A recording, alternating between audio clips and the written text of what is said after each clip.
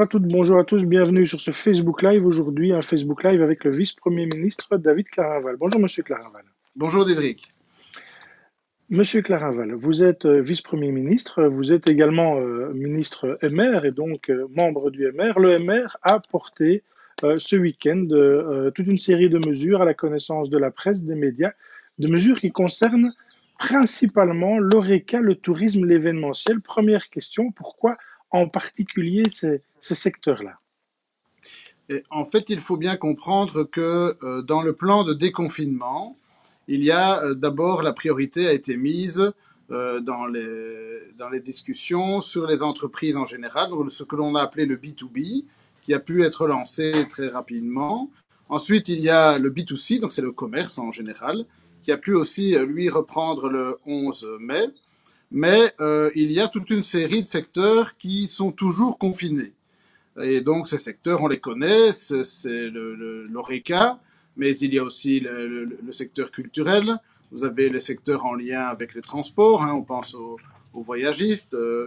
Il y a aussi toute une série d'autres secteurs, tels que le fitness ou d'autres, qui ont, malheureusement, pour des raisons de lutte contre la pandémie, sont obligés de rester fermés et qui risquent d'être sous contrainte encore longtemps. Parce qu'on pourrait imaginer, par exemple, que les restaurants ouvrent leurs portes le 8 juin, mais peut-être qu'il y aura des contraintes, par exemple un certain nombre de places ou d'autres choses. Et donc ces secteurs-là méritent une attention particulière.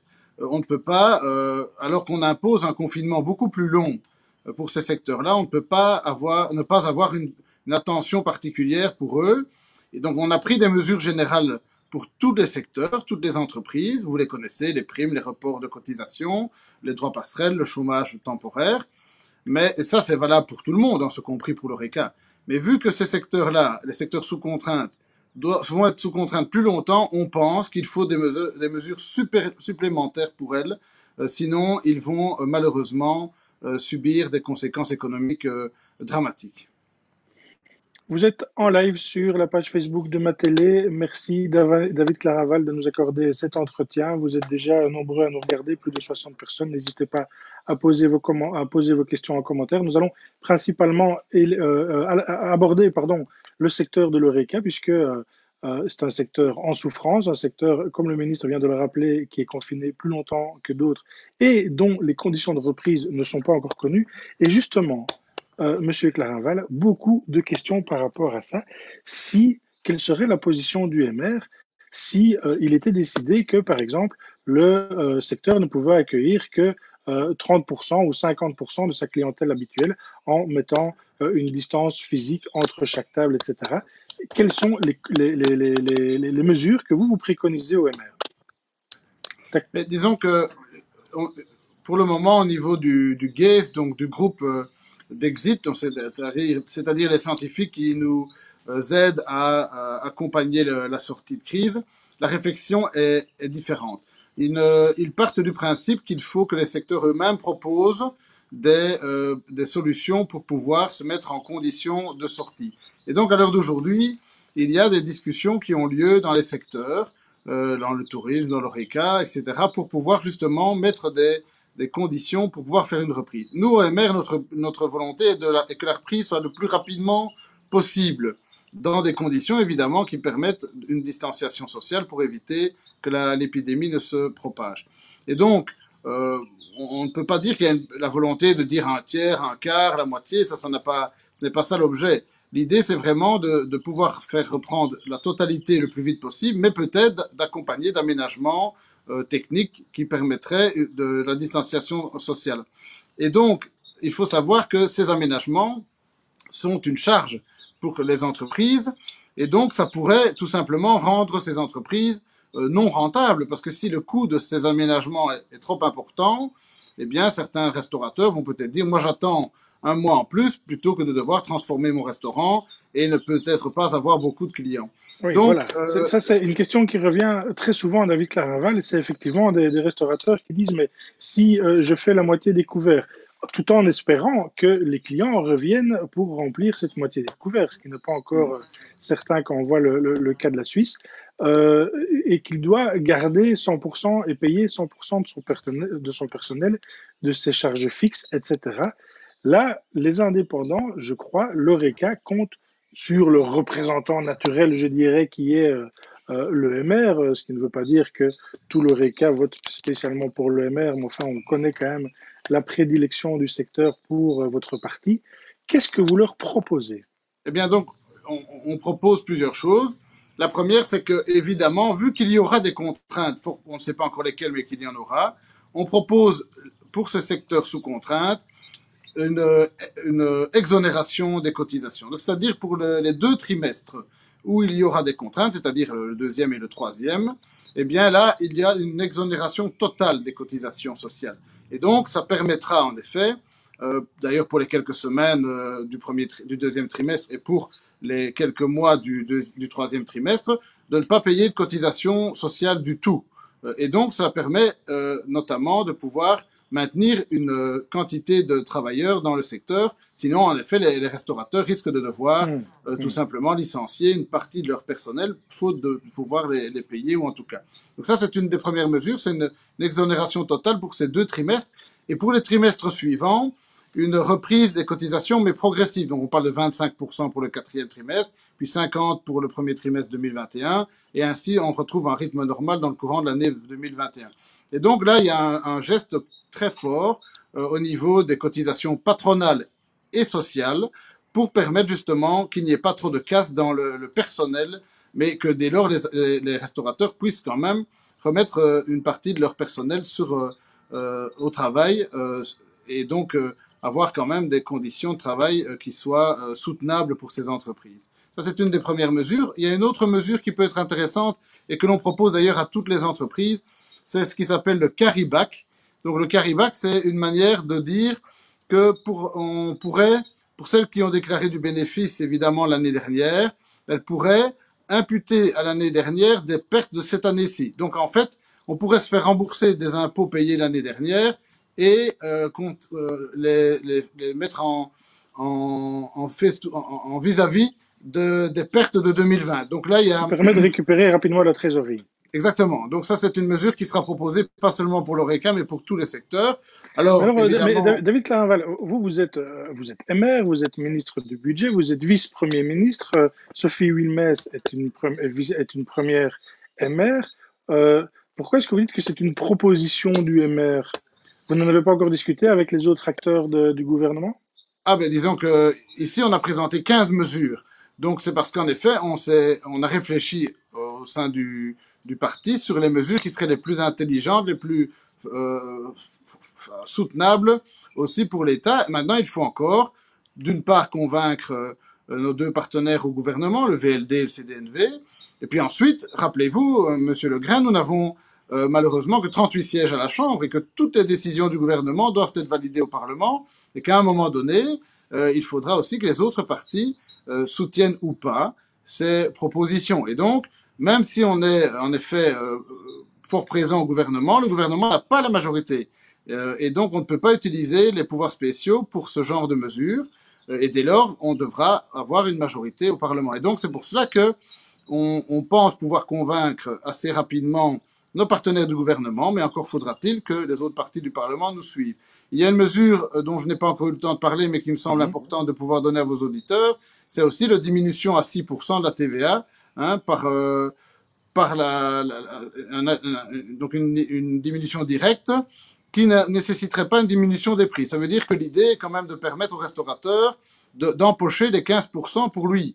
Et donc, ce n'est pas pour que le prix des pizzas et autres plats que l'on va proposer soit diminué de 15%. Non, c'est pour que le restaurateur puisse augmenter sa marge parce qu'en effet, on voit bien que dans les restaurants, les marges sont faibles et que les coûts engendrés par peut-être les mesures de distanciation sociale devraient pouvoir être couvertes par notamment une marge plus grande et cette TVA qui passerait à 6% leur permettrait d'accroître leur marge. Donc il y a ces mesures-là qui vont, nous pensons, pouvoir doper la rentabilité des entreprises malgré le fait qu'il y aura moins de clients fort probablement. Vous êtes très nombreux à nous regarder, plus de 100 personnes actuellement. Vous êtes en direct sur la page Facebook de Ma Télé. Nous accueillons aujourd'hui David Claraval, vice-premier ministre, ministre du budget MR. Merci de votre participation. Vous êtes nombreux, notamment, je reconnais des noms de chefs dans l'ORECA. N'hésitez pas à commenter, à poser vos questions au vice-premier et à commenter les mesures qui sont annoncées pour savoir si elles sont de nature à être OK. Alors, je vois Grégory Gillin, par exemple, qui est un chef à moi, elle s'appelle la Garde à moi, qui dit 15%, mais la TVA de la nourriture est à 12%, ou alors on diminue aussi toutes les boissons à 6%. Ça devient technique, en tout cas pour peut-être tous nos C'est internautes, facile. mais voilà, On propose 6% pour tout le monde, pour tout. voilà, Voilà, donc 6% pour tout. OK, voilà, ça c'est clair. 6% pour tout, voilà. Voilà, et donc je vois qu'effectivement, ils sont nombreux à réagir par rapport à ces 6%. On vient d'y répondre. Et ça, c'est une question un petit peu particulière, mais qui peut arriver. Régis Alexandre, chef à Ciné, concept gourmand. Euh, Imaginons qu'après quelques semaines d'ouverture de son restaurant, il soit testé positif au Covid et donc mis en quarantaine d'office. Qu'en est-il de la prise en charge de son personnel? Sera-t-il de nouveau couvert par le chômage Covid? Je suppose que oui, mais qu'en est-il pour moi? Etc. etc. Ça, c'est une question très spécifique, un cas de figure, mais qui peut arriver. alors là, il y a plusieurs réponses. La première, c'est que pour les secteurs sous contrainte, nous avons prévu que le chômage temporaire puisse se poursuivre et que dès lors, par exemple, dans un restaurant, on peut imaginer que pour le début de la reprise, ou comme le suggère ce restaurateur de ciné, s'il y a un coup dur dans le courant de la reprise, on puisse à un moment donné remettre son personnel au chômage pour une durée déterminée, de telle sorte à ce qu'on puisse de nouveau faire face à cette crise locale. Et donc, le chômage temporaire serait prolongé jusqu'à la fin des contraintes. On n'a pas Hmm. encore de date exactement de Hmm. prévue, mais l'idée est vraiment, par exemple, en Allemagne, on voit qu'ils ont mis le chômage jusqu'à la fin de l'année. Donc, on pourrait imaginer qu'en effet, il y ait des possibilités de maintenir ce chômage temporaire plus longtemps. Alors, je parle bien pour les secteurs sous contrainte. Hein. Il y a des Hmm. secteurs qui ne sont plus sous contrainte. Bien Là, sûr, non, tout à fait. probablement, ce ne sera plus possible. Alors, par rapport au cas précis où un membre du personnel qui attraperait le Covid, eh bien, sachez que, Ou là, en l'occurrence, l'indépendant lui-même. oui, ou l'indépendant lui-même, sachez que le débat est en cours au gouvernement et qu'il est pour le moment reconnu par le Fonds des maladies professionnelles que si c'est un membre du personnel qui a attrapé le Covid, en effet, dans ses fonctions, ou qu'en tout cas il y a de fortes présomptions, ça pourrait, dans certaines conditions, être pris comme une maladie professionnelle pour la personne impactée. Alors si c'est l'indépendant en tant que tel, évidemment, là, ce sont les règles des indépendants qui s'appliquent. Pour le personnel, évidemment, s'il n'y a plus de chef dans une cuisine, évidemment, ça Hmm. a des conséquences pour Mhm. l'ensemble du personnel. Donc, il y a fort à parier que malheureusement, on ne pourra pas remplacer le chef par un autre chef. Donc, tout le restaurant devra être fermé. Le personnel retournera au chômage. Et l'indépendant, quant à lui, pourra faire valoir son droit passerelle, parce que ce droit passerelle-là a également été prolongé pour les secteurs sous contrainte. Donc, c'est clair qu'on sait très bien que la reprise ne va pas être exponentielle. Il va y avoir des périodes complexes avec des troubles et donc on sera évidemment très flexible pour permettre une reprise la moins douloureuse possible pour le secteur. Ce sont en tout cas nos intentions. Mais dont je vous parle pour le chômage, pour le droit passerelle, pour les maladies professionnelles, ça, ce sont déjà des décisions qui sont Hmm. en cours d'être Hmm. prises. Alors, vous êtes en live avec le vice-premier ministre, ministre du Budget, David Claraval, ministre MR. Question de David Quammen, aussi un chef du côté de Falmignoul. Pour quand peut-on espérer que ces propositions soient validées ou non, d'ailleurs? Puisque vous dites que maintenant, ça, ce sera un processus probablement parlementaire, il doit y avoir une sanction du Parlement. Pour quand, vous qui êtes un vieux routier, je dirais, de la politique fédérale.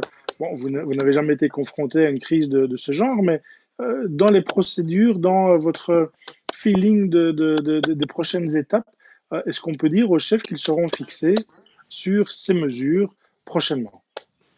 Un vieux routier, je suis ministre depuis 6 mois, on ne peut pas Oui, dire que ce soit vous êtes un vieux routier. député fédéral depuis longtemps, hein, Oui, Monsieur oui, oui. Claraval. Ben, écoutez, je ne vais pas promettre que tout ça va se mettre en place en 15 jours. Donc, il est clair que l'objectif, c'est, si l'épidémie est sous contrôle, le 8 juin, on permet la réouverture des restaurants. C'est notre vœu le plus cher. Ça n'est pas une certitude, hein, mais c'est notre vœu le plus cher. On espère que d'ici là, au niveau du gouvernement, on aura pu couler dans le bronze toute une série de mesures qui seront basées sur ce dont on vient de parler. J'espère que les partenaires seront d'accord, mais les contacts que nous avons avec le CDNV et le VLD, on sent bien qu'il y a une large, on partage largement ces préoccupations, donc je ne pense pas que là, il y aura de gros soucis. Par contre, c'est vrai qu'après, il y aura encore quelques semaines au niveau du Parlement, et là, les forces au Parlement ne sont pas toujours aussi favorables aux professions libérales et aux entreprises. Donc, espérons qu'on pourra franchir le cap à cet endroit-là aussi. Donc, moi, je pense que dans un mois, on devrait pouvoir avoir quand même les premières mesures qui soient coulées en force de loi. Voilà, ça c'est la question. Alors, une question de Chen Chichi qui a un restaurant Esprit Bouddha à Gosselies. Que pensez-vous d'une déductibilité de 100% des frais de restaurant pour les sociétés? Je pense que ça faisait partie de votre Oui. package. Oui, nous avons en effet cette mesure-là dans notre proposition. On a également l'utilisation des éco-chèques pour les restaurants.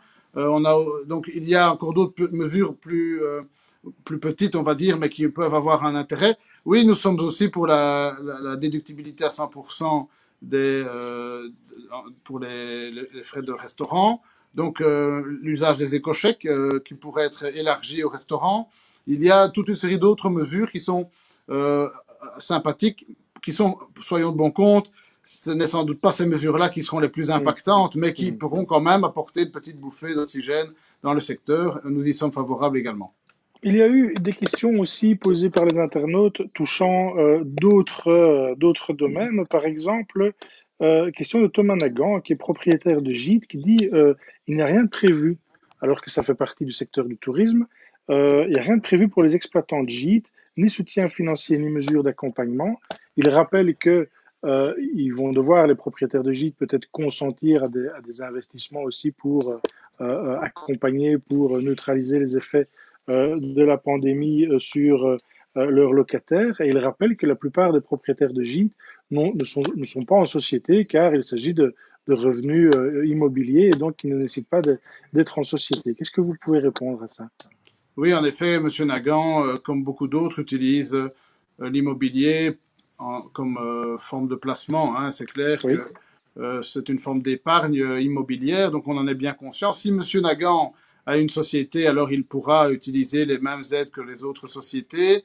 Par contre, soyons de bon compte, les propriétaires de gîtes sont souvent des gens qui ont épargné physiquement et qui ont mis de côté pour acquérir un bien et le mettre en location. Il est vrai que pour le moment, ce créneau-là n'a pas vraiment d'aide particulière parce que c'est fait à titre privé. Et donc, il est très difficile d'accorder une aide vis-à-vis des locataires de gîtes. En tout cas, je ne vais pas promettre des choses que je ne pourrais pas tenir. Je n'ai pas vu de mesures qui soient pour le moment en préparation vers ce secteur-là. Mais c'est vrai que c'est une situation un peu particulière. Si c'est à titre privé, c'est une forme d'épargne et il n'y a pas d'autres mesures pour aider les épargnants.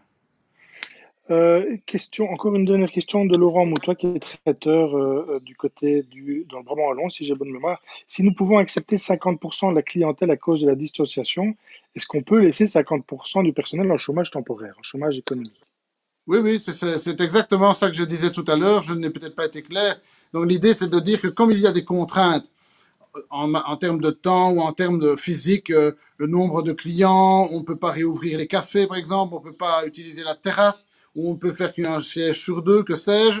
Ce sont des contraintes. Et Hmm. donc, tant qu'il y aura des contraintes, l'idée est de maintenir le chômage temporaire pour que le restaurateur puisse réouvrir avec les contraintes et les avantages, c'est-à-dire qu'il puisse, par exemple, prendre la moitié de son personnel et l'autre moitié rester en chômage. C'est clairement l'idée, tout à fait.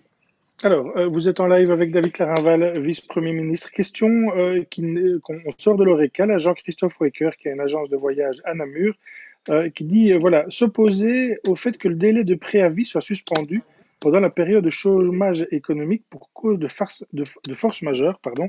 Quelle est la position du MR? Et donc, aussi un petit mot d'explication, hein, on lui a expliqué en off tout juste avant le début d'interview de quoi il s'agissait. Moi, j'ai dit que c'était le résultat d'un compromis entre la gauche et la droite, mais qui ne vous ravit pas spécialement. Mais c'est exactement ce que je vous disais tout à l'heure. Donc, c'est la même idée. Il y a un texte qui est arrivé, qui a été décidé au gouvernement.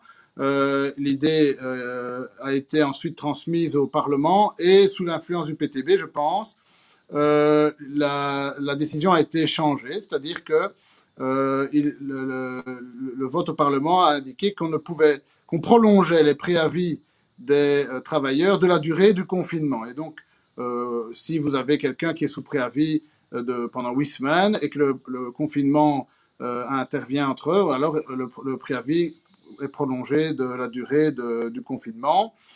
Voilà, l'idée du PTB est de dire qu'on ne licencie pas pendant les périodes de crise.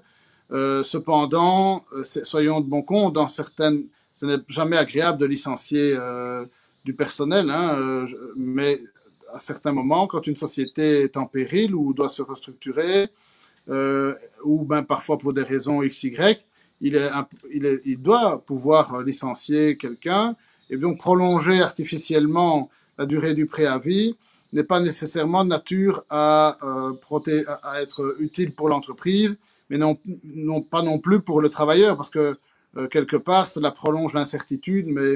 Et donc, je ne pense pas que le MR ait voté cet amendement-là au Parlement. Je n'ai pas eu le temps de vérifier, vous m'avez posé la question il y a quelques Mhm, secondes. Je ne mhm. pense pas, mais sur le principe, on n'a probablement pas été d'accord, je suppose. Mais comme je vous l'ai dit, le texte est quand même passé. Donc je crois que il est envoyé en seconde lecture au Parlement. Et donc je ne sais pas s'il est déjà à force de loi ou pas. Mais c'est ça que je vous disais tout à l'heure, quand le gouvernement n'a pas la majorité, et donc quand on vient au Parlement avec des textes, il est possible pour certains partis d'obtenir une majorité et de même Mhm, influencer encore le texte avant qu'il mhm, soit définitivement mhm, voté. Et donc, les idées que je vous ai proposées ici, même si elles sont prises par le gouvernement, elles peuvent encore être changées au Parlement. Et c'est pour ça que tant que le processus décisionnel n'est pas terminé, il ne faut pas se réjouir trop vite parce que ça peut toujours être changé en cours de route. Et donc voilà techniquement. Donc pour répondre à la question, je pense que nous ne sommes pas d'accord, mais je n'en suis pas certain parce que je n'ai pas assisté au débat sur ce point-là. Mais a priori, nous pensons que chaque entreprise qui décide de licencier ne le fait pas par plaisir, elle le fait parce qu'elle est contrainte de le mhm. faire. Sinon, c'est même la viabilité de l'entreprise qui peut être mise en doute à un moment donné. Question plus politique, j'ai entendu ce matin sur LN24 que le PSSPA avait pris l'initiative de consulter un petit peu les autres partis pour préparer l'après Sophie Wilmès, si je puis dire. Vous confirmez cette information? Oui, j'ai lu ça dans la presse. Habituellement, c'est Sa Majesté le roi Philippe qui fait les consultations. Je vois que Paul Magnette a décidé d'anticiper. Voilà, nous sommes, en ce qui nous concerne, en plein dans la crise. Nous gérons la crise et nous essayons de permettre aux citoyens de la traverser avec le moins de douleur possible.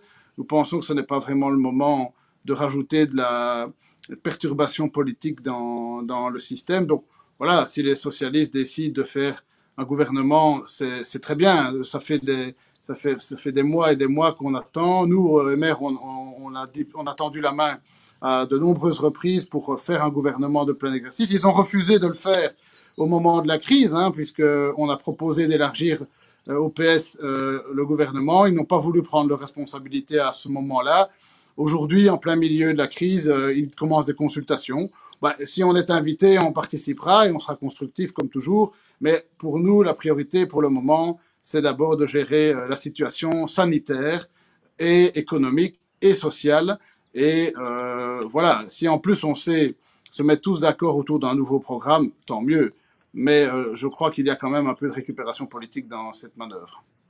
Si vous Est-ce me que permettez. le front commun, je dirais, la paix des braves qui avait été signée il y a 2 mois, commence-t-elle à se fissurer? Oh ben, pas chez nous. Nous, on est constructif, on avance et on travaille avec tout le monde. Donc, je ne dis pas que nous n'allons pas travailler avec Paul Magnette. S'il nous invite, nous participerons et nous donnerons notre point de vue. Mais il ne faut pas non plus être naïf. Aujourd'hui, la crise n'est pas terminée. Une deuxième vague est possible. Il y a encore des secteurs qui sont confinés. On parle de l'ORECA. Donc je crois qu'on est seulement au milieu du gué. Ce n'est pas le moment pour moi de venir mettre des pots de banane politiques pendant qu'on travaille d'arrache-pied. Donc on verra dans les semaines qui viennent. Nous serons constructifs, mais on ne va pas non plus. Il ne faut pas non plus être naïf. Je ne pense pas que le PS n'a pas réussi à s'entendre avec la NVA ni avec les autres partis pendant de très nombreux mois avant la crise. Je ne vois pas pourquoi subitement, en plein milieu de la crise, tout le monde, alors qu'il y a 2 mois, on leur a proposé, ils ont refusé, tout le monde subitement se mettrait d'accord. Mais si c'est possible, nous y travaillerons avec plaisir. Mais je ne suis pas naïf, je crois que c'est plutôt de la manœuvre politique. Merci David Clarinval de nous avoir accordé cet entretien. Merci à vous toutes et tous de l'avoir suivi massivement. Vous étiez plus de 100 personnes à le suivre et à le commenter en direct. Merci beaucoup. Prochain interview XXL à ma télé demain avec un autre invité qui dépendra de l'actualité de dernière minute. Merci David Clarinval. Merci beaucoup.